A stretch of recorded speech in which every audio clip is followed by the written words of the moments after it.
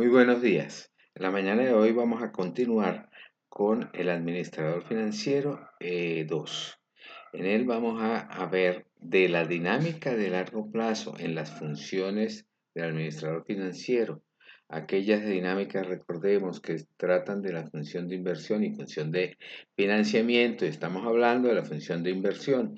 De la función de inversión hemos estudiado metodologías de análisis de factibilidad de una inversión, tales metodologías como el valor presente neto y la TIR. Sin embargo, vamos a hablar hoy para complementar el análisis de la inversión del valor en riesgo. Dada una inversión, se puede haber estimado el valor presente neto o la TIR a partir de un conjunto de supuestos, por ejemplo, inversión inicial, flujos de fondos iniciales de cada año, costo del patrimonio, los cuales provienen de un escenario específico en el que las variables macroeconómicas se han conjeturado. Sin embargo, el resultado es solo un valor o más o menos probable. Es decir, a partir de un escenario que de alguna manera se ha conjeturado, o sea, se ha estimado variables macroeconómicas que afectan las posibilidades de el proyecto de inversión, hemos logrado un valor presente neto o un TIR. Sin embargo, surge ahora la incógnita de la certidumbre que se le puede atribuir a ese valor único, BPN o TIR, a partir del cual se va a aconsejar aceptar o rechazar el proyecto. Es decir, estimamos el BPN o estimamos el TIR o estimamos los dos y decimos sí, es aconsejable la inversión o no es aconsejable. En el caso de que sí es aconsejable, que es donde más cuidado debemos tener, entonces surge la pregunta, bueno, pero ¿con qué certidumbre vamos nosotros a aconsejar esa inversión? Y entonces surge otro indicador que es una medida, una estimación de probabilidad. Se hace necesario estimar la probabilidad de ocurrencia de que esa magnitud hallada, que sea el BPN o el TIR, no sea tal cual lo hemos medido, lo hemos estimado. Es decir, hemos estimado un valor presente neto positivo y decimos entonces, vamos a aconsejar la inversión, pero debemos de alguna manera estimar la certidumbre, la variabilidad que puede tener ese valor presente neto. Entonces, cuando empezamos a pensar en variabilidad financieramente, estamos hablando de riesgo. Yo estimo que el valor presente neto va a ser 100, por ejemplo, pero como es un valor a futuro, es una estimación, y ese 100 pudiera ser que no fuese 100, sino entre 80 y 120, o entre 10 y 210, etcétera, etcétera. Hay una variabilidad de ese resultado que es futuro. Y entonces vamos a afinar la variabilidad y vamos a ponerle la lupa a medir las posibilidades o la probabilidad de que ese resultado no sea positivo, si es el valor presente neto. Entonces debemos medir con qué grado de certidumbre yo puedo decir, ajá, el valor presente neto es positivo o la TIR es superior a la tasa de patrimonio.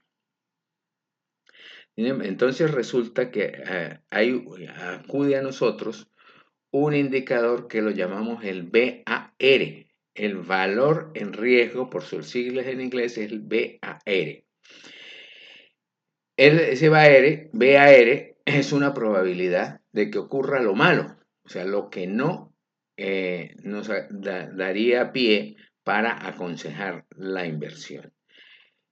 Entonces, para medir ese valor presente neto, como no vamos a ver lo bueno sino lo malo, vamos a pensar en una hipótesis nula. ¿Cuál es la hipótesis nula en caso del BPN? Que es BPN es negativo. Entonces vamos a ver cuál es la probabilidad de esa hipótesis nula. O con respecto al TIR, la hipótesis nula sería cuál es el TIR es inferior a la tasa requerida de K sub E, y entonces vamos a ver la probabilidad de esa hipótesis nula y por lo tanto aceptaríamos la hipótesis alterna.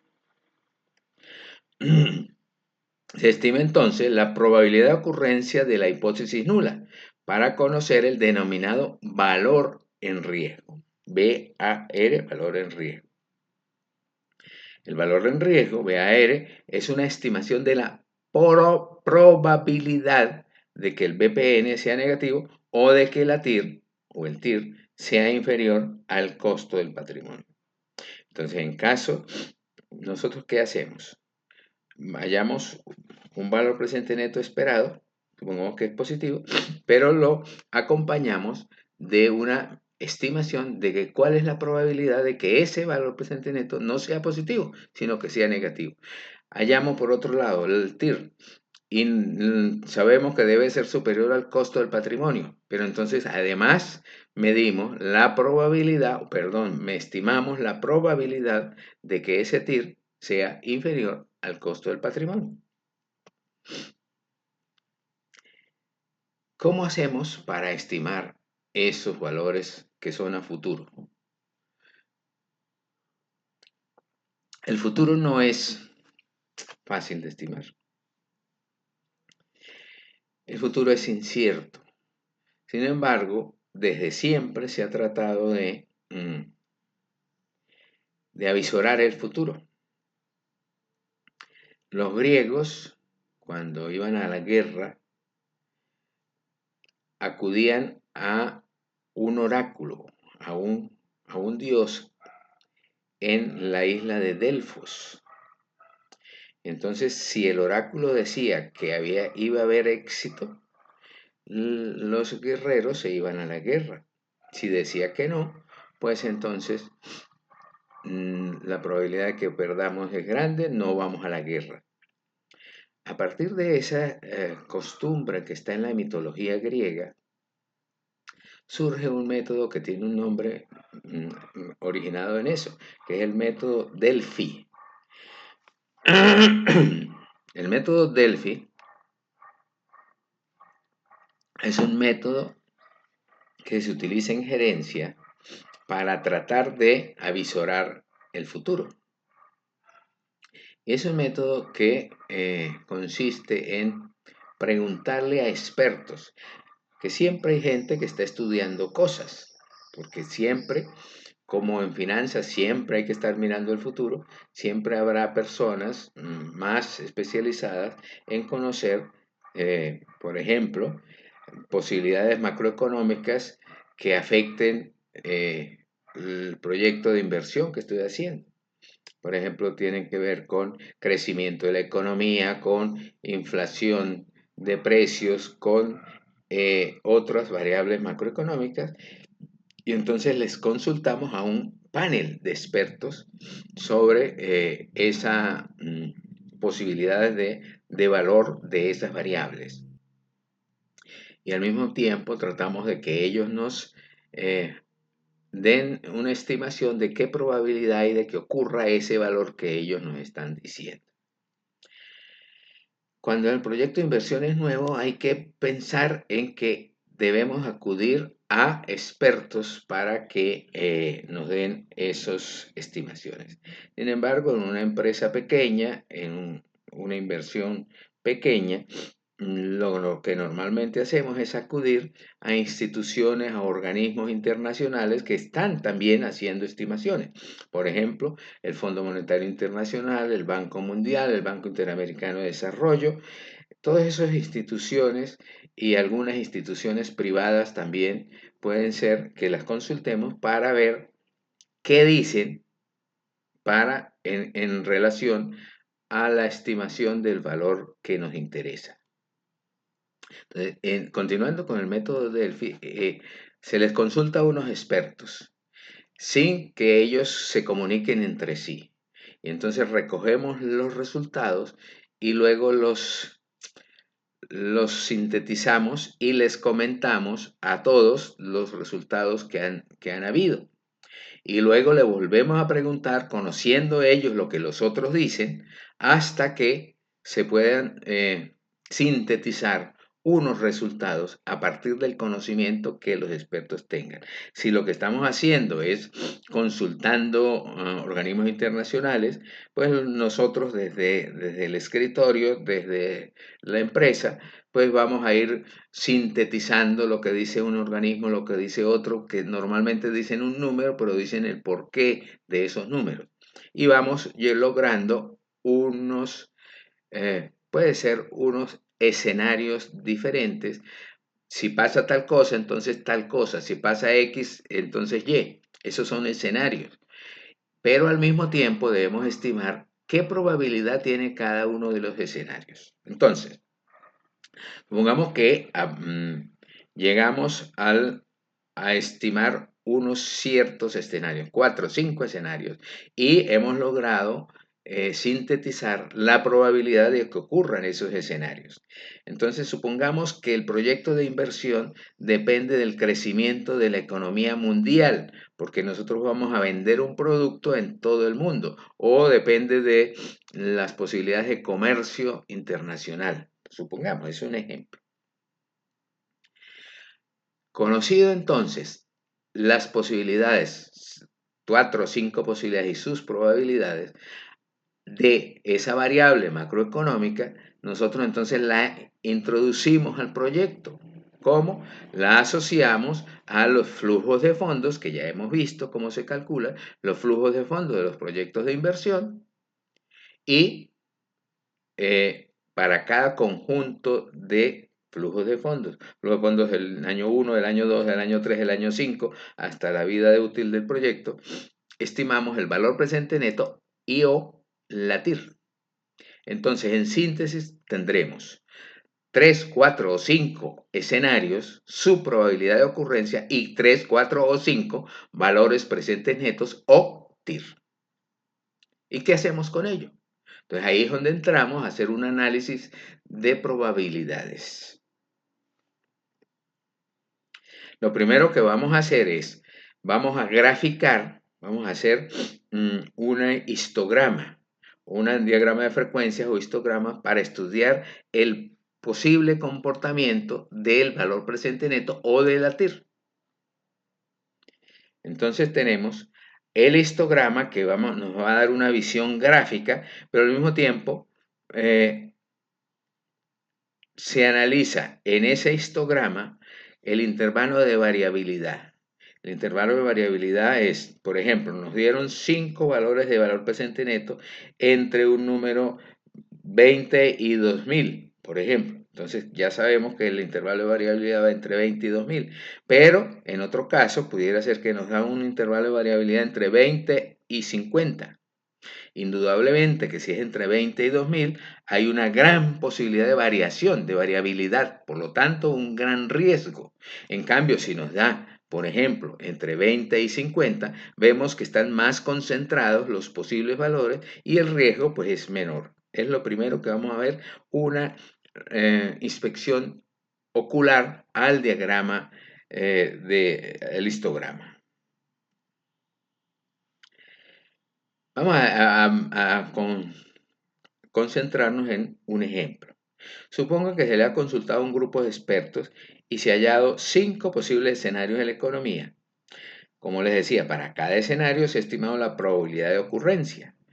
Entonces, para cada escenario, luego de estimar los valores relativos a una inversión, por ejemplo, el conjunto de flujos de fondo del caso E de la inversión inicial, se halla un valor presente neto para cada escenario o un TIR para cada escenario. Vamos a sintetizar hasta aquí.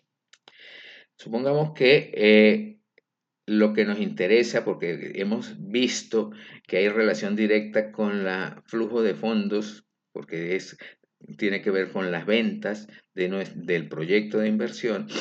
Entonces, el escenario 1 dice que va a haber un crecimiento de tanto, el escenario 2 un crecimiento de cuánto, y entonces con cada uno de esos crecimientos yo voy al proyecto y estimo flujos de fondos, o sea, cuánta es la platica que va a entrar por el proyecto a lo largo de la vida útil, relativo a estimación de esa variable macroeconómica. Y entonces, ¿qué tengo? Tengo, por ejemplo, que hay 5 escenarios y he logrado 5 BPN, valores presentes netos, y su probabilidad de ocurrencia para cada escenario. Entonces tengo el escenario 1, se ha estimado que el valor presente neto es menos 150, no digamos unidades, y su probabilidad de ocurrencia 5. El escenario 2, menos 10, probabilidad de ocurrencia 10. Y así sucesivamente, 50, 150, 250 y las probabilidades 5, 10, 25, 50, 10, cuya suma debe dar 100, ¿no? Entonces, como les decía, vamos a representar eso en un histograma. Como ven ustedes en el gráfico, en el histograma hay valores positivos y valores negativos para el valor presente neto. En este caso estamos analizando valor presente neto, ¿no?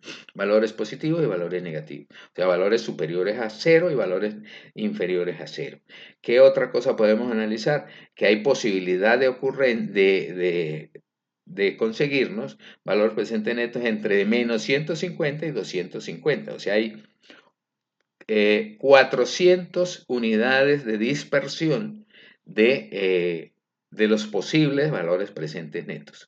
Pero vemos, hay una barra grande de 150 que es la más probable, pero hay otras dos barritas más o menos probables. Entonces, lo primero que vamos a ver es, al lado izquierdo, o sea, valores negativos, hay 2 y valores positivos 3. Eso me da una idea, una primera idea del riesgo. Recordemos que acabo de decir que lo primero que vamos a medir es inspeccionar ocularmente en el gráfico el posible intervalo de variabilidad. Entonces, el BPN tiene una variabilidad entre menos 150 y 250. A primera instancia, se puede pensar que hay un riesgo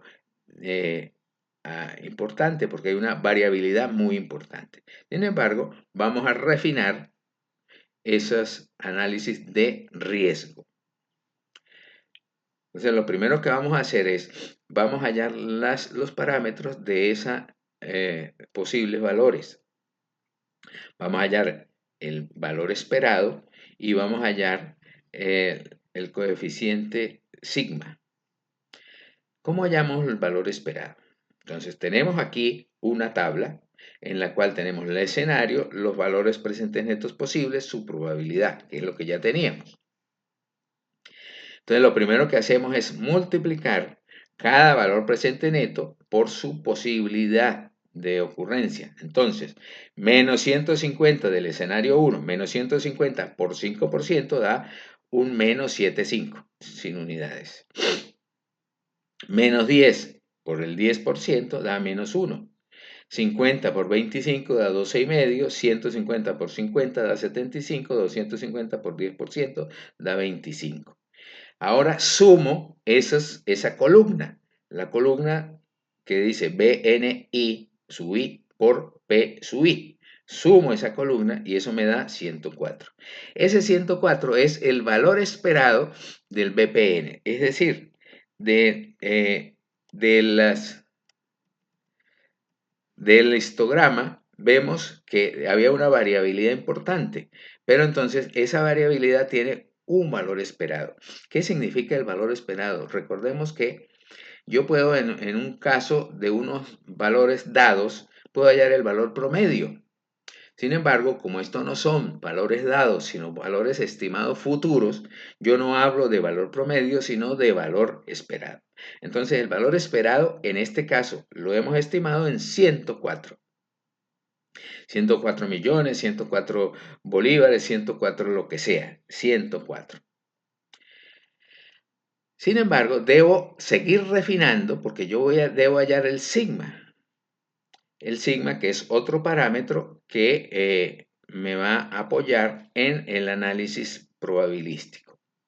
Entonces vamos a empezar a pensar cómo hallo ese sigma. Entonces lo primero que hallo es en la columna siguiente que dice delta sub i, yo voy a hallar lo que se llaman las desviaciones. ¿Qué son las desviaciones? La distancia que hay entre los posibles valores del BPNI y el valor esperado. Entonces, por ejemplo, para el escenario 1, el sigma 1, el delta 1, perdón, la desviación 1 es menos 150, a ese valor le resto 104. Entonces, a menos 150 menos 104 me da menos 254. El sentido de ese número es decirnos más o menos a qué distancia está ese posible valor presente neto del valor esperado. Entonces, como el valor esperado está en 104 y el BPN es menos 150, hay una distancia de 254. Lo que pasa es que es negativa en la medición. Seguimos.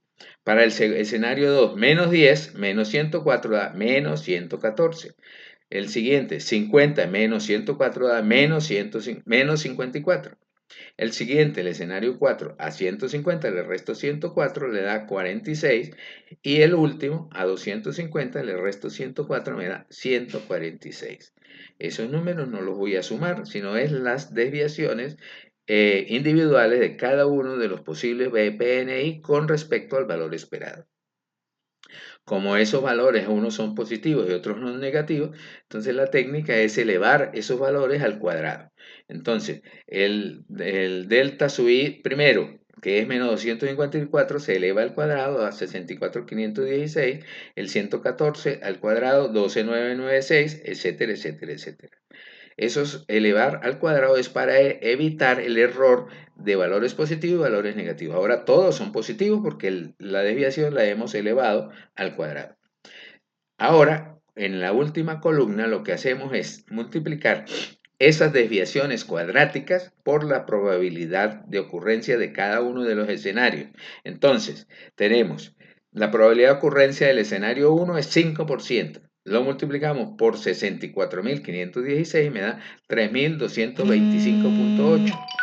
El 10% por 12,996 da 1,299,6 y así sucesivamente. El último me da 21,316, lo multiplico por el 10%, me da 2,131,6. Ahora esa columna sí la sumo. La suma de esa columna es lo que se llama la varianza. Pero la varianza es una medida de variabilidad, pero que está en unidades cuadráticas. Hemos elevado los deltas al cuadrado. Entonces lo que hacemos es hallar la raíz cuadrada de esa varianza. Y eso nos da el sigma, que ese sí es un parámetro que vamos a utilizar, que ya no es en unidades cuadráticas, sino en unidades lineales. Nos dio en este ejemplo 91,89. Entonces ya tenemos dos parámetros para poder continuar con la estimación de la probabilidad del valor en riesgo. Hemos calculado el valor esperado del valor presente neto y su sigma. Vamos a continuar con el análisis. Y ahora en el histograma podemos ver el valor esperado del valor presente neto, que es 104. Entonces ahí podemos seguir analizando con más detalle gráficamente las posibilidades de riesgo de ese valor presente neto.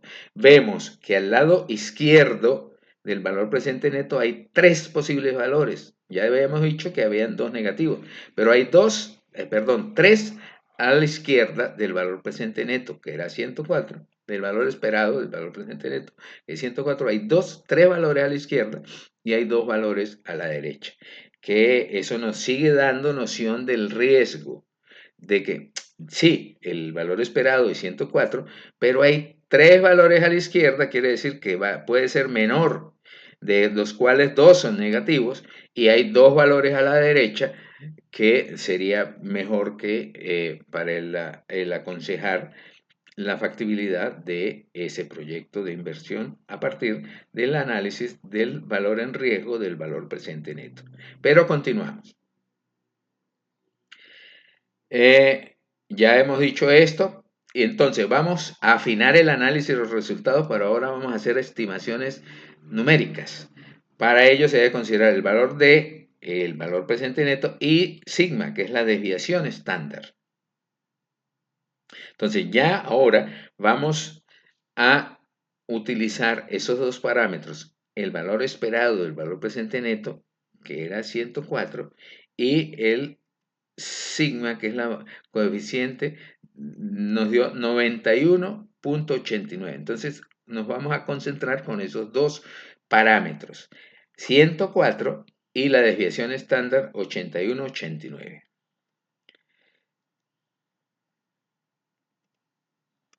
Perdón, vamos hacia adelante. ¿Qué es lo que hacemos? Hay la ley de los grandes números en estadística, que en la medida en que hay muchas pruebas, los valores tienden a seguir una distribución normal. Perdón, una distribución normal. Entonces,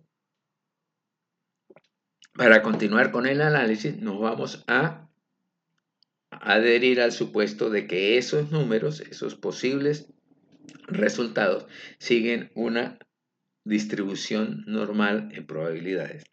¿Se está cometiendo error? Sí, porque deberíamos tener muchos valores para poder que el supuesto sea sea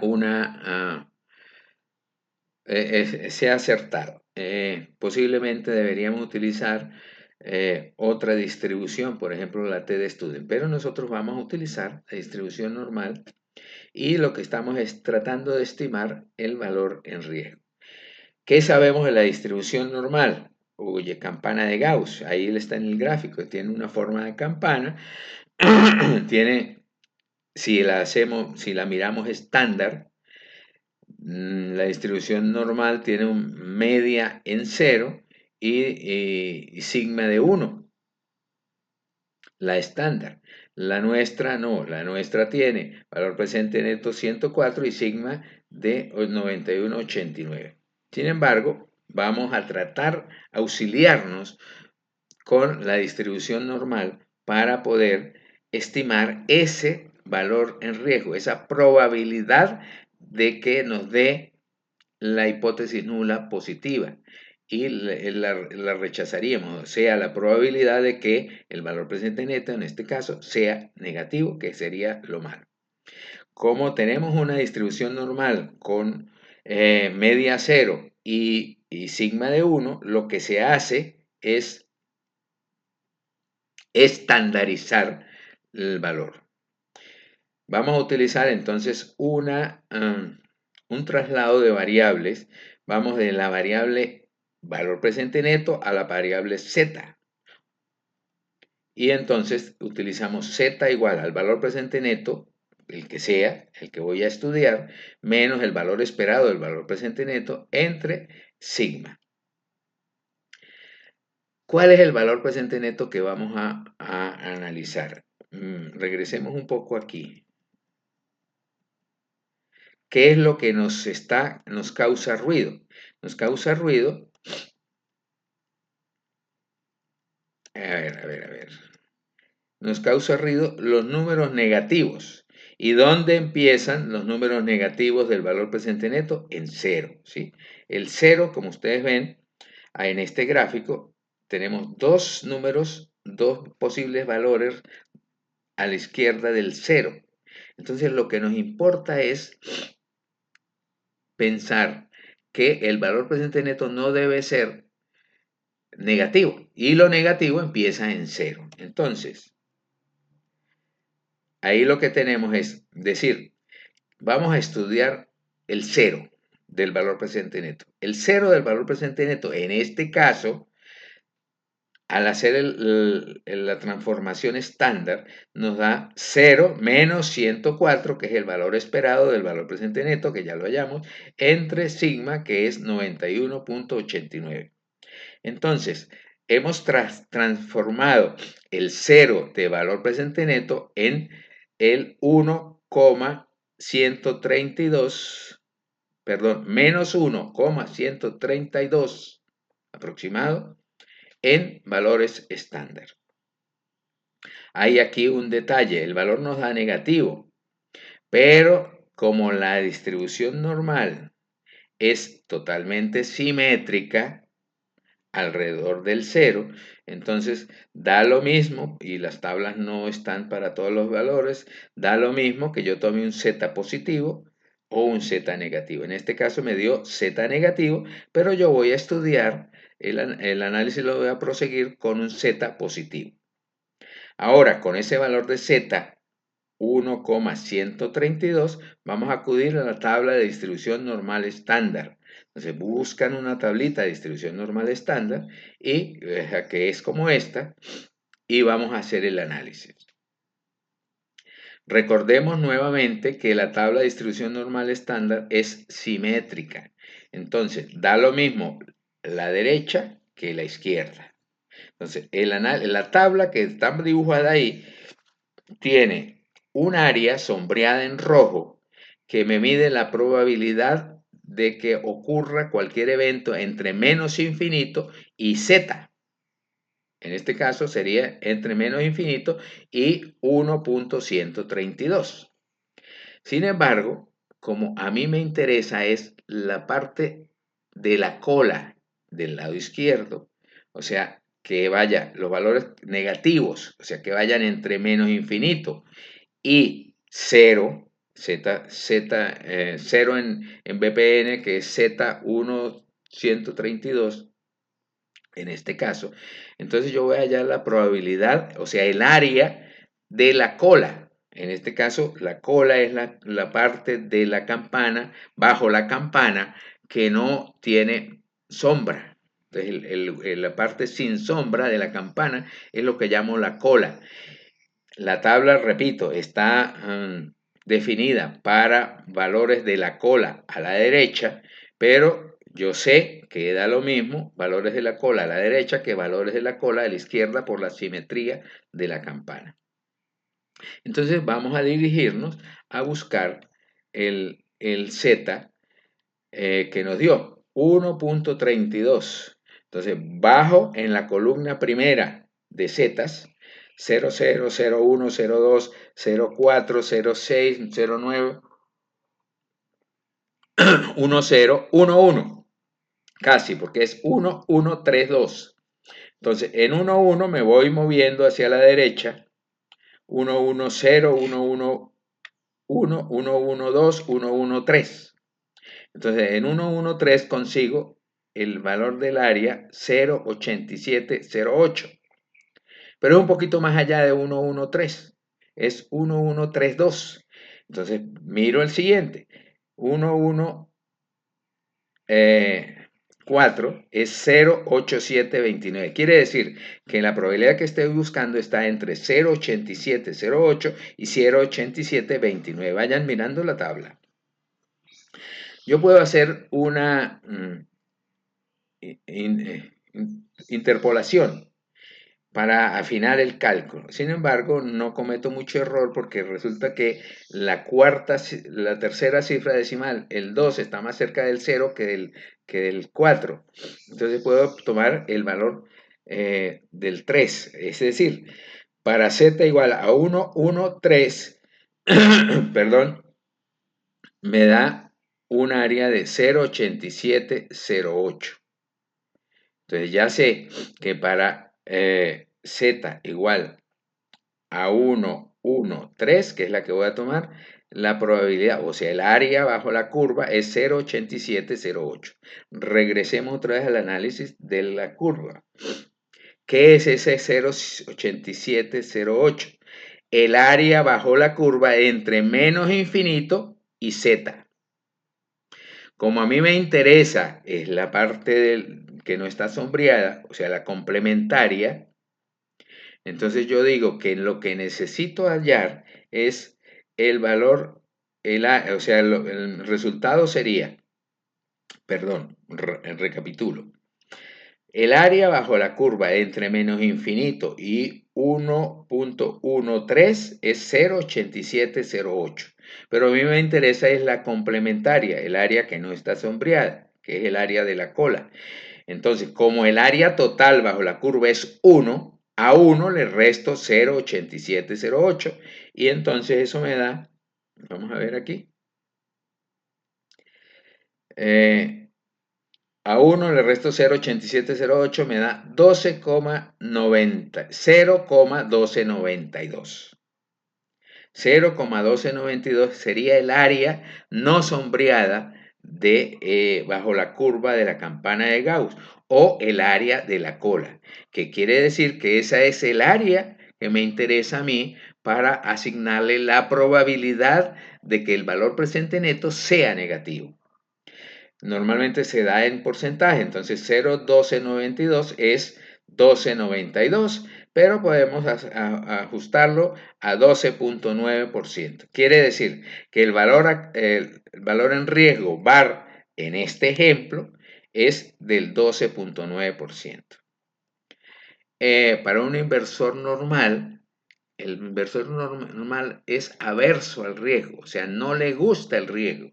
Entonces, ese 12,92 puede parecerle un tanto alto y entonces yo le digo, señor, si yo soy el administrador, voy a decirle a la junta directiva, para ese proyecto hay una esperanza matemática de 104, o sea, el valor presente neto esperado es 104. Pero, señores, el riesgo de que sea negativo es 12,9%. Es decir, el valor en riesgo es 12,9%. Ya está en decisión de los decisores, normalmente los dueños, aceptar o no aceptar ese valor en riesgo para el proyecto. Si, por ejemplo, fueran 104 millones, es posible que acepten ese valor en riesgo porque es importante, depende de lo que sea. Recordemos, hay una relación directa entre el riesgo y la rentabilidad. Riesgo y rendimiento van de la mano. A mayor rentabilidad, yo debo aceptar mayor riesgo. Y a mayor riesgo, debo exigir mayor rentabilidad. Entonces ya no está en el administrador financiero decidir si ese riesgo, ese valor en riesgo es aceptable o no, sino en los dueños del capital, los que van a invertir.